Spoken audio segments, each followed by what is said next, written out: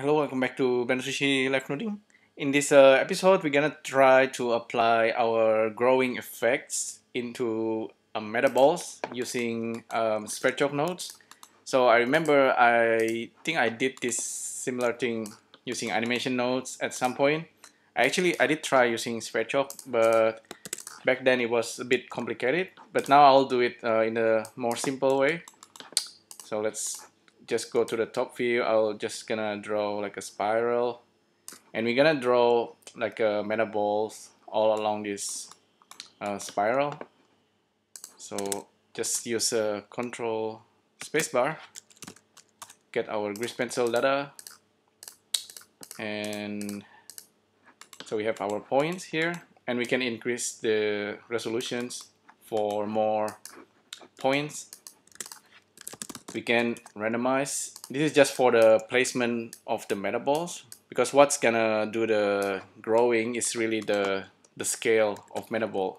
So save this as growing metaball. So instead of like popping the metaballs, we're gonna grow it, like scale it in radius. That's gonna create a nice classic effect. So metaballs points goes into the origin. Now we have metaballs, and you can of course randomize it like that. When you randomize the points like that, the number of points is actually stay the same, so that can be quite nice effect as well. What we want to do is to grow the radius of grease pencil, but not like together at the same time. We want to kind of have the effects when like one after another. So for that, I will be using first of all, the value that's going to control it is maybe a frame. You can use frame number, or in my case for this example I will use frame number first. So you can plug frame into the radius, but it's going to grow like very quickly. That's not what you want. You want to use a map range.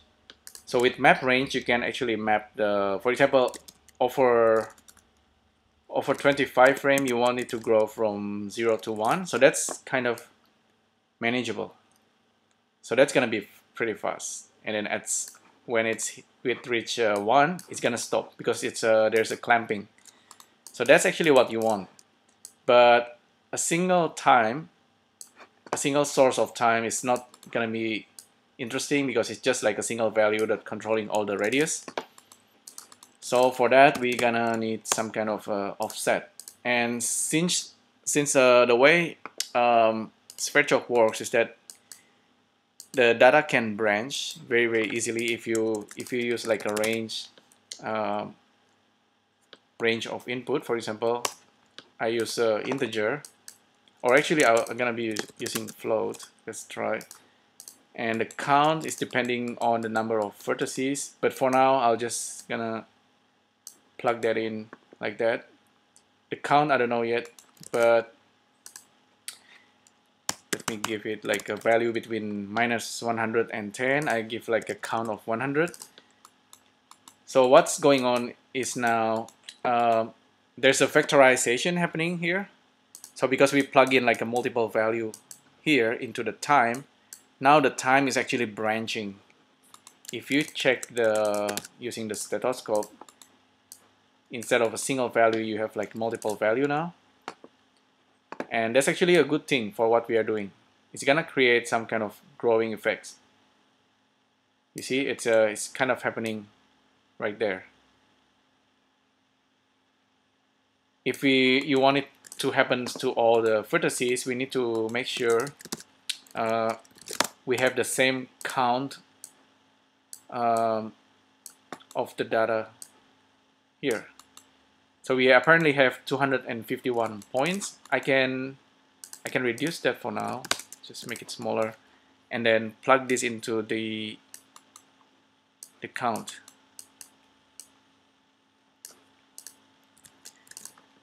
So now from a single frame, and we have this some kind of offset of time frame.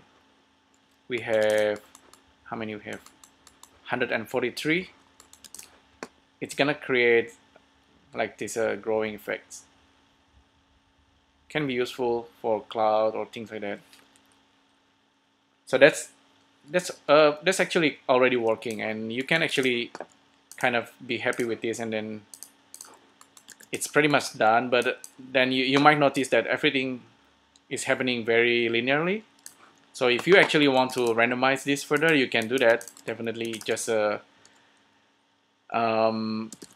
even like a list shuffle, or if you add another offset, that's fine. But you can shuffle.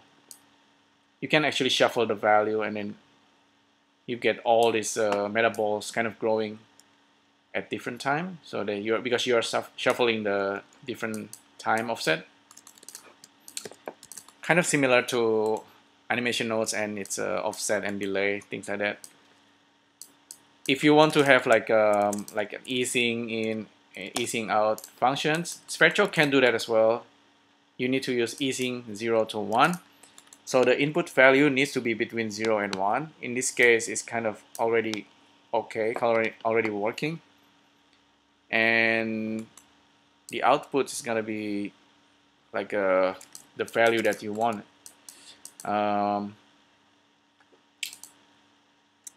Let me think how to explain this, but usually I just try it anyway, try the value and then see what's going on. So apparently, oh, I need to change this 0 and 1 to, and turn off clamp there. That's linear. If you change it to back is out, let's see what's gonna happen now. So that's exactly the effects that I want to show you. See, instead of linearly animated from one value to another, this one actually kind of have like a bounce. So that's the graph there.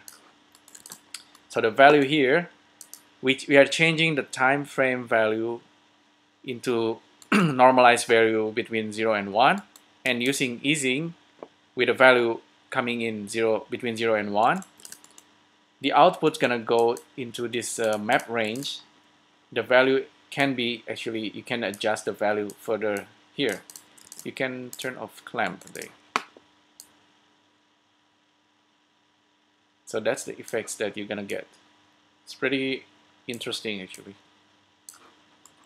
And you can use like a bounce, is in, is out, or elastic. Normally I just like this one is actually pretty good. Back is, or bounce, or elastic out maybe. See, there's a little bit of elasticity at the end there.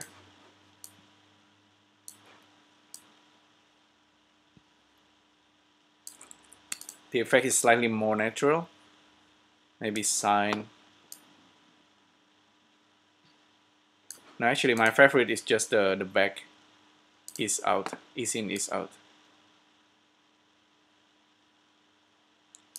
Yep. Okay, that's pretty good. I think there's one more thing that we can do. So time add value. You can add another value here, which is just a random value. You can keep adding stuff here, layering all this complexity. Random number float between -50 to 50, and then the size should be coming from this guy. Randomize the seed, add it. Now you have slight randomizations, but the growing effect is still happening. So I think this should be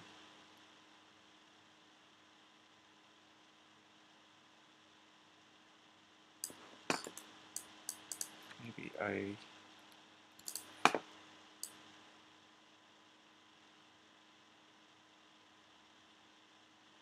yeah, I think that's pretty good. Back easing, I think back is is out is better.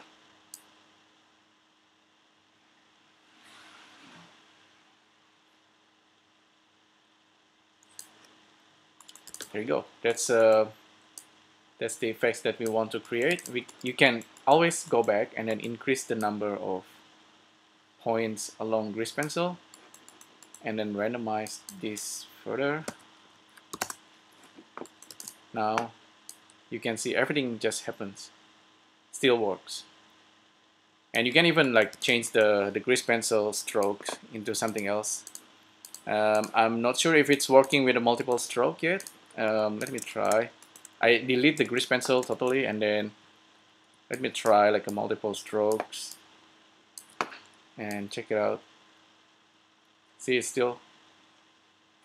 still working on number 1. It doesn't work on number 2 and 3. That's because with multiple strokes you have like a multiple branching. That's kind of slightly more complicated.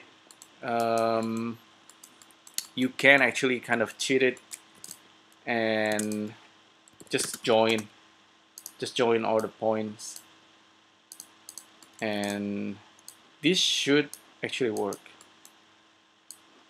That's like a cheating way. So see, 3, 2, 1. It's kind of like in reverse if you join them together. But sometimes you do, if you have like multiple strokes, of course suddenly you have like you need to cater for 3 or like a multiple strokes of different time, and then all different like a branching of times for each Metaballs. Slightly more complicated, of course, but this is like a cheated way. It sort of works. It's kind of going from 3 to 1. It doesn't like independently grow the number or the strokes. At some point, I think this can be simplified somehow. So yeah, that's pretty much how we can grow grease pencil using Sverchok add-on in Blender. It's slightly more complicated, but I think it's becoming simple, I think, this way, if you look at it this way. So that's it. Hopefully you find this useful. Let me know what you think, and I'll see you next time. Thank you. Bye.